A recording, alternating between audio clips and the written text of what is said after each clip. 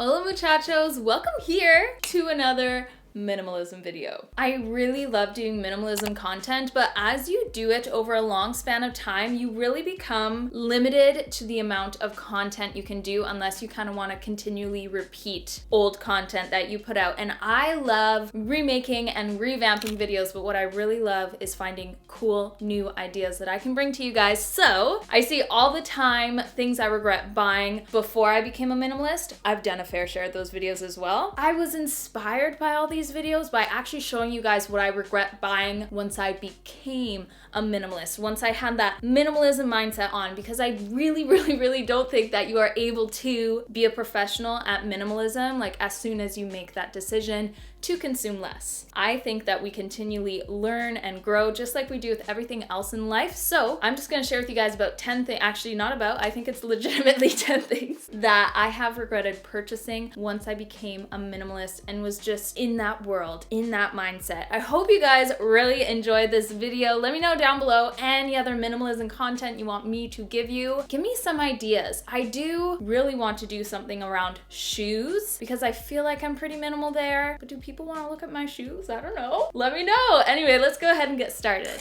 When I became a minimalist, I let go of a lot of my DVDs and CDs. And when I did that, I bought too many subscription services that offered those kind of things. We're talking about like Google Play, Spotify, Netflix, Clean Flix, all these different like subscription services. So you don't have to have the physical like DVD and CDs in their cases. It's all on the TV in an app of sorts. The thing is, I just went a little overboard with subscription services. I got kind of excited. I also realized it was so cheap to do it for like one subscription, but as soon as you get like 8 subscriptions, not so cheap anymore. So when I became a minimalist, I wish I had more the mindset to start a little bit slower with the whole subscription services. Try a subscription service, give it a couple months, maybe half a year. Do I like it? Do I not? Leave it, keep it, and then like move on from there. So for now, the only subscription services I have when it comes to like entertainment and music is Spotify, Disney Plus, mostly for the kids, and Amazon Prime,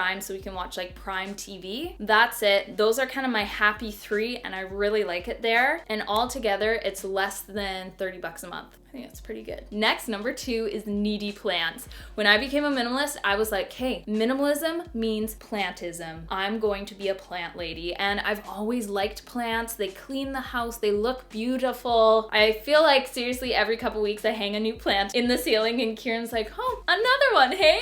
I'm like, yeah. I bought too many plants that were just so needy. Like literally plants that would have you breastfeed them if they could like do that. Like they were that kind of a needy plant. The breastfeeding plant, and I felt like even as a minimalist, I'm freeing up more time. My schedule's a little more open. It's not that open, and I didn't want my life to revolve around feeding my plants and taking care of my plants and pruning my plants and repotting my plants. So I still have a lot of plants and I still enjoy them, but it's something that I tend to 1 to 2 times a week. Some of them I don't even touch. They're just fine on their own. Some people have time for that, but when I started consuming less and consuming more plants, I wish that I really thought through the plants I was getting, so I was still enjoying them and not like feeling like I was their slave. Number 3 is eco-friendly items. This is the thing.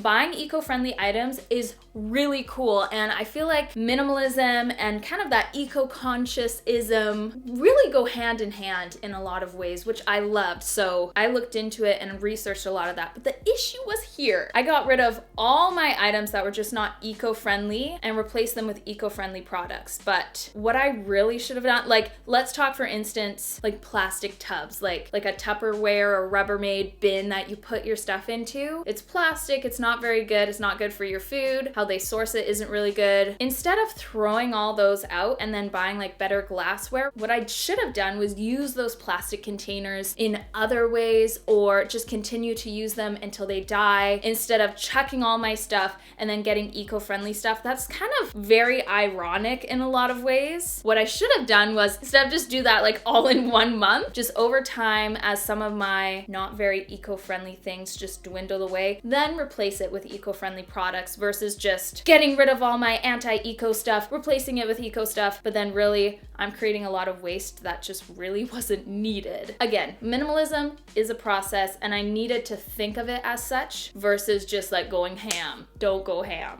The next one I have here is experimental food items. So minimalism is great because it frees up your time and you save a lot of money. And with consuming less items, like say less pillows and home decor and whatever, like items that just kind of stay in your house, instead of doing items that you have to commit to, I feel like as a minimalist, when I first started, I bought a lot of items I didn't have to commit to. Items that I would use up and I wouldn't have to commit to them.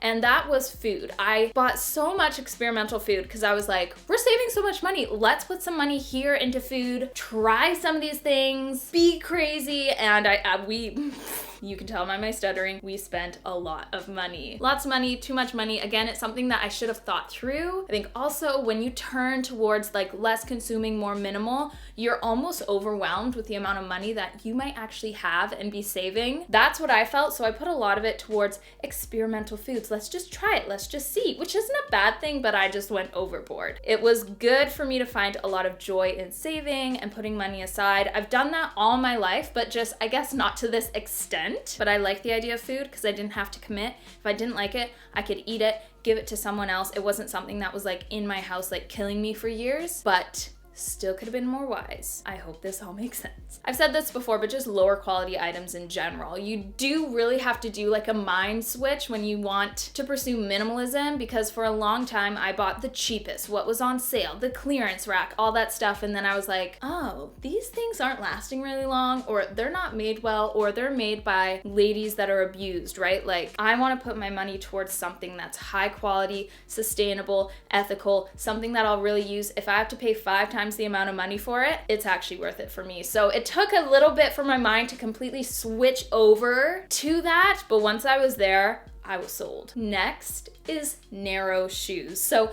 the thing is, with a minimal wardrobe or minimal shoe collection, I saw so many narrow shoes in like the People's Capsule Wardrobe-esque videos, and I was like, ooh, I like that, because these narrow shoes, and they were usually loafers or like flats, they just went with everything. So I was like, sweet. And honestly, they're still so cute. I love the look of that narrow shoe, but my foot doesn't. It's not healthy for your feet to be squished into a narrow shoe. That's why I love Vivo barefoots. That's why with my slippers, they're like a wider slipper. They're not really narrow and skinny and padded. I wish I just bypassed the narrow shoe phase and went straight to the Vivos, but I knew I had to go through that narrow shoe phase to realize, I know they go with everything. They're really cute, but I really don't like them, in order to get to the Vivo barefoot, that wide foot shoe that was just really healthy for my feet. My husband wears them, my kids wear them. We love that wide toe box so your feet can actually move and feel comfortable throughout the day. Narrow shoes, like it's a very old school type of shoe, that style, that design, and we need to get rid of it like yesterday, or like the day before yesterday. So again, minimalism, eco-ness, eco-conscious, like they're just together. The issue here is that I bought reusable bags. Now, I think buying a few reusable bags is fine, totally cool. Here's the thing, you can get free reusable bags, you know what I mean? Like you get free totes from places, free shopping bags from places, like you can do that. But when I decided to like bring my own grocery bags to the store and stuff, for some reason, I just completely forgot about the totes that I already had and bought new, really cute, but like expensive reusable bags. What was I thinking? Like I already had them. Realize what you have. Also really think through, can I get this for free? Maybe it won't be as cute. Maybe it won't be as trendy. I get that. But it should mostly be cute and trendy to you because it was free. I had to let you guys know. Like I bought reusable bags. Like a few is fine, but I went to town, wiped out the stores, and I was like, I'm buying every single reusable bag that I see because I am minimal and eco-conscious and love spending money on reusable bags. This was huge. I wanted to reduce my like skincare routine, shower routine. I really want to minimize that. I'm not in the center of the screen. I really want to minimize that. And when I did, I went for a lot of 2-in-1 products. Here's the thing.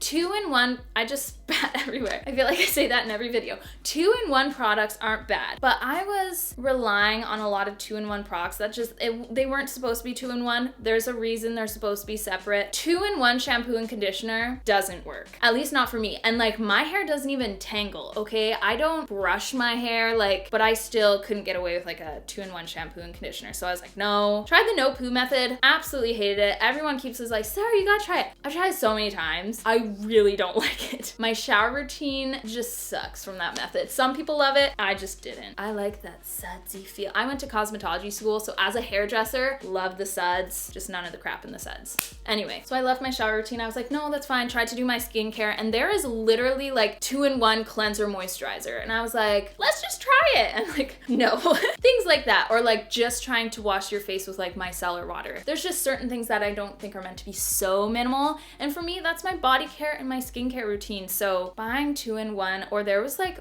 something that was like a 5-in-1 product. You could wash your face, your hair, it would condition your hair too. It was supposed to be like shaving for your legs and like a body wash. Like, it was insane and it didn't work. So no to all those in one products. I do like having some separation there, but still keeping things minimal. Next, before minimalism, I was that girl that went to the nail salon and got my nails done. I didn't get like the fake nails or anything, but it was like the gel and it would last a couple weeks. Especially working in a hair salon, my nails would get so brittle. So it was kind of like this shield over my nails that I really, really love. Got married, all that stuff, went into minimalism, and I was like, you know what, scratch that. It's about 50 bucks plus a month to get this done, and I think I'm just gonna do my own nails at home. So then I spent too much money on doing my nails at home, and it wasn't worth it. Sometimes minimalism, it's not just trying to do something different, or like instead of going out somewhere, doing it at home. Sometimes it may just be letting it go. I don't own any nail polish. I don't do nail polish remover because obviously I don't need that. I don't have nail polish. I don't do any of that. I don't go out to get my nails done. Like, I literally just file my nails, little bit of nail oil, really minimal, really simple. No one cares if my nails are painted. Here's the thing.